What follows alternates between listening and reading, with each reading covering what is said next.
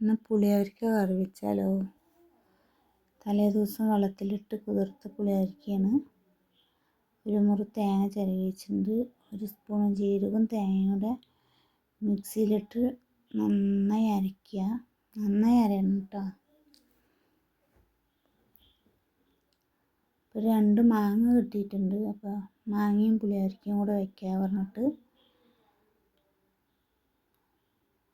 അങ്ങനെ എടുത്ത് വെച്ചാൽ വിഷുവിന് കണിയേണ്ട പുളിയവരിക്കയാണ്. നല്ല മാങ്ങയാണ്, അത്യാവശ്യം പുളിയുള്ള മാങ്ങയാണ്, ഒരുപാട് പുളിയില്ല. കഴുകിയിട്ട് പുളിയവരിക്ക ചട്ടിയിലേക്ക് വാരിയിട്ടിട്ടുണ്ട്. അപ്പോൾ കുക്കറിൽ വേവിക്കുന്നത് കേട്ടോ നല്ലത്, നല്ല വേവുണ്ട്.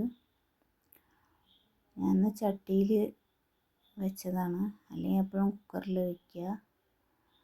1 സ്പൂൺ മുളക് പൊടി ഇട്ടിട്ടുണ്ട്. ഒരു 1/2 സ്പൂണ് മഞ്ഞൾപ്പൊടി ഇട്ടു. ഉപ്പൊന്നും ഇടുന്നില്ല, ഉപ്പിട്ടാൽ വേഗം വേവില്ല. വേഗം വെച്ചിട്ടുണ്ട്, അടുപ്പിൽ വെച്ചിട്ടുണ്ട്. അത് തിളച്ചിട്ടുണ്ട്. ഇത് കുറേ സമയം കഴിയണം വേവണമെങ്കിൽ. മാങ്ങയൊക്കെ തൊലി ചെത്തി കഷ്ണം മുറിച്ച് റെഡിയാക്കി വെച്ചിട്ടുണ്ട്. ആ പുളിയവരിക്ക വെന്തു. അപ്പോൾ കുറച്ച് കല്ലുപ്പ് ഇട്ട് പാകത്തിന്. ശേഷം കഴുകി വെച്ച മാങ്ങയും പുളിയവരിക്കയിലേക്ക് ഇട്ടിട്ടുണ്ട്. എന്നിട്ട് അടച്ച് വയ്ക്കുക. ഇനി മാങ്ങയും കൂടി വന്നിട്ട് തേങ്ങ ഒഴിക്കണം. തേങ്ങ അരച്ച് വെച്ചതില്ലേ നമ്മൾ, അത്. അപ്പോൾ മാങ്ങയും പുളിയവരിക്കയും നന്നായി വെന്തിട്ടുണ്ട്. ഇതിലേക്ക് മിക്സിയിൽ അരച്ച തേങ്ങയില്ലേ അതൊഴിക്കുക. അത് പാകത്തിന് വെള്ളമാക്കിയിട്ട് ഒഴിച്ചിട്ടുണ്ട്. ഇനി കറി നന്നായിട്ട് ഇളക്കുക.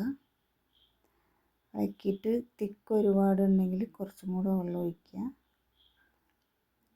പാകത്തിന് തിക്കാക്കുക. ഇത് കുറച്ചും കൂടി ഞാൻ വെള്ളം ഒഴിക്കുന്നുണ്ട്. തിക്ക് ഒത്തിരി അധികമാണ് പറഞ്ഞിട്ട് ഞങ്ങൾ ഈ തിക്കിലേ ഉപയോഗിക്കുക. പിന്നെ കുറച്ചും കൂടി ആറുമ്പോൾ കുറച്ചും കൂടി തിക്കായി വരും. നന്നായി തിളച്ചതിന് ശേഷം കടുക് വെളുത്തുള്ളിയും ഇട്ടിട്ട് കടുക് പൊട്ടിക്കുക. എന്നിട്ട് കറിയിൽ ഒഴിക്കുക. അപ്പോൾ പാകത്തിന് ചൂടാറുമ്പോഴേക്ക് തിക്ക് ഒരുപാടാവും. അതുകൊണ്ട് കുറച്ചധികം വെള്ളം ഒഴിക്കുക. കുറച്ചധികം വെള്ളമാക്കിയിട്ട് കുറച്ച് ലൂസാക്കിയിട്ട് വേണം കറി ഇറക്കി വയ്ക്കാൻ. ചൂടാറുമ്പോഴേക്ക് ഇതാ നല്ല തിക്കായില്ലേ. ഇനി അടുത്ത വീഡിയോയിൽ വരാം.